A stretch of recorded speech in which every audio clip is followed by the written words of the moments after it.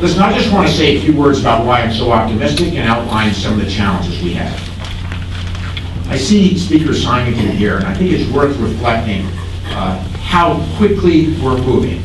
Now, that's in light of the fact that we can't move fast enough. And I just left a group of 400 high school students packed into the State House chamber, and I apologize for being late. But it was organized by a whole bunch of folks. Bill McKibben's coming in later. And we were talking about how this responsibility to move quickly, to make up for our sins, really rests on their shoulders. But 8 years ago, then Speaker Gay Symington and the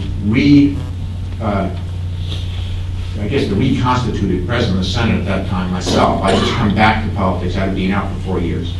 And we decided in the peak of the low of the recession, the greatest recession in American history, that the best thing that we could do for both Vermont's future and job growth in Vermont was to assemble some of the best leaders we could find to educate the 180 legislators about climate change, the challenges that we have, and the opportunities that Vermont had to grow jobs and economic opportunities from that challenge. And I gotta tell you, that was not an easy slog. Just 8 years ago, that was very controversial in Vermont. We were told that we should be focusing on jobs instead of wasting our time with this maybe true and maybe untrue climate change challenge. You may recall that debate well.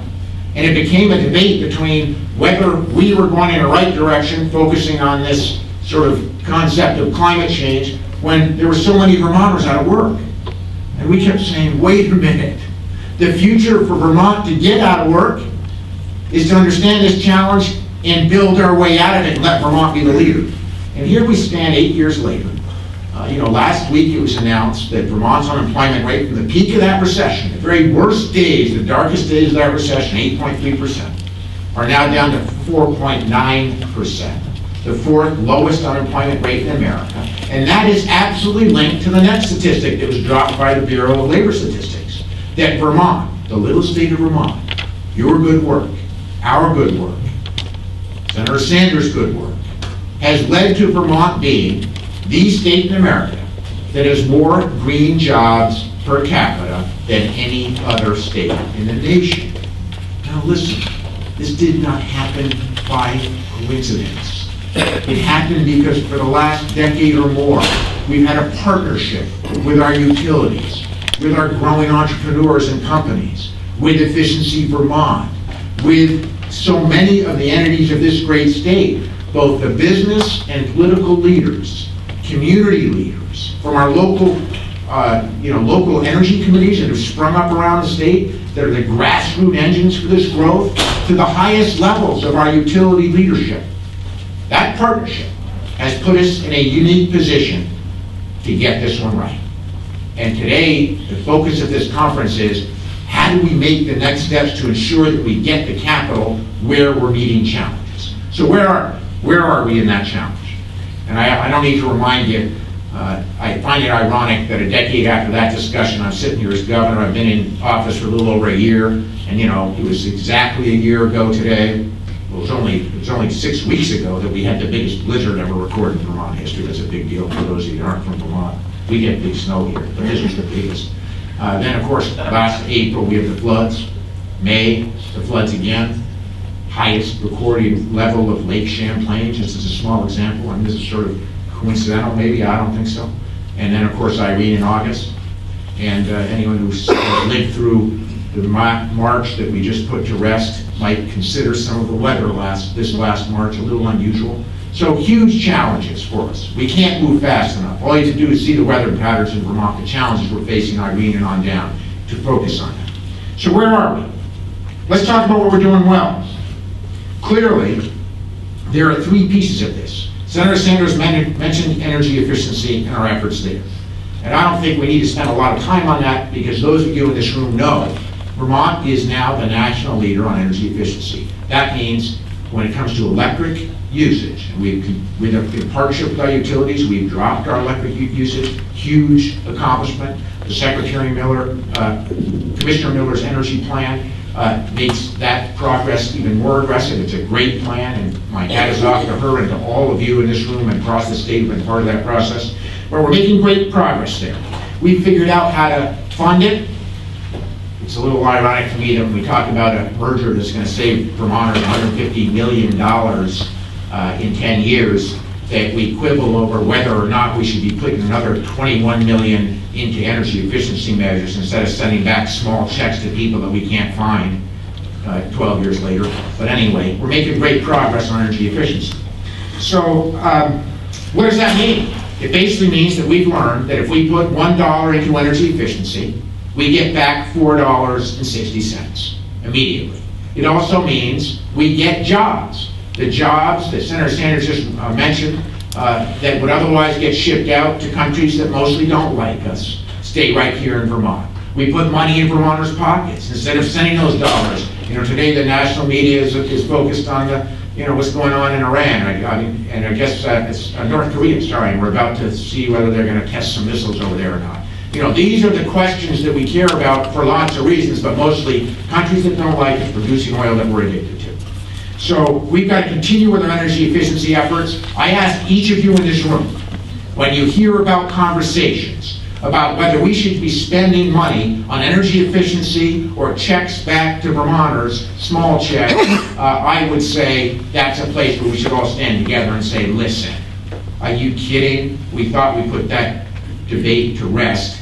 Go down to the Public Service Board and make the case. The more dollars you put into energy efficiency, the sooner we create jobs, the sooner our kids have a livable planet, and the sooner we continue the good work that Vermont has already begun to use less resource. So we're doing well on electric utility. We've got more to do.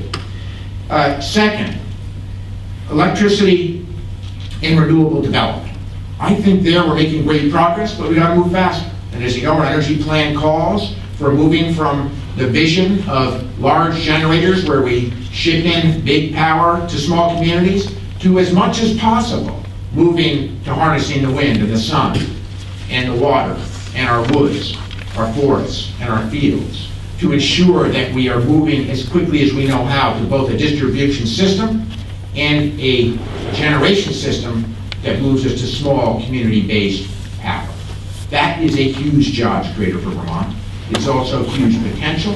It's a different way than our grandparents and our parents thought about power. We're making progress there. The energy plan calls for another 10% increase in a fairly short period of time. We can do that in Vermont in a partnership with Sandia, with smart meters, with the good work we're doing to measure how we're doing, what we're doing, and where we should be going. The third piece is transportation. And I would say that's where we face the biggest challenge. And you know, in terms of climate change and our contribution in this small state, roughly half is leaking out of our old buildings in the form of heat and electricity. The other half, roughly, is from our contribution vis-a-vis transportation. So what's our opportunity? How do we finance, with you, some of the people in this room's help, to ensure that we are producing the example for the nation of how you can plug in instead of fill up? That's our challenge. And if the little state of Vermont can get that one right, we again make a huge contribution to Vermonters' wallets. We all know that for the foreseeable future, power is much cheaper than oil. Obviously, the emissions issue, there is no discussion there. So a huge opportunity for us to continue this partnership of moving as quickly as we know how from oil-driven automobile fleets to electric and other renewable sources. We can do that in Vermont, and we will. So those are the three sectors that we really should focus on today, and I just want to say a word about financing. To those of you that are in finance, that's our challenge right now.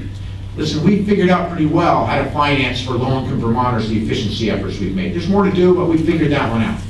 We are leading in terms of being able to charge back to property taxes, efficiency improvements for homes. But we have a lot more work to do in terms of figuring out how we can get the middle class in Vermont the resources they need to both tighten up and convert to other ways of moving around. The financing piece here is critical. We all know you can't do it without capital. If you want to be part of what I believe will be the state in the country that leads the way off of oil to other ways of powering the future, help us in figuring out how we get the financing pieces, the capital we need to expand what we've done for low-income Vermonters to everybody. There's got to be a way to crack this nut. That should be one of our challenges. Those are our job opportunities, those are our economic opportunities, those are our manufacturing opportunities. That's where the rubber's going to hit the road. So I hope we'll focus on that today as much as possible with the experts in this room. So on that note, bright future, lots of reason for optimism, a long way to go.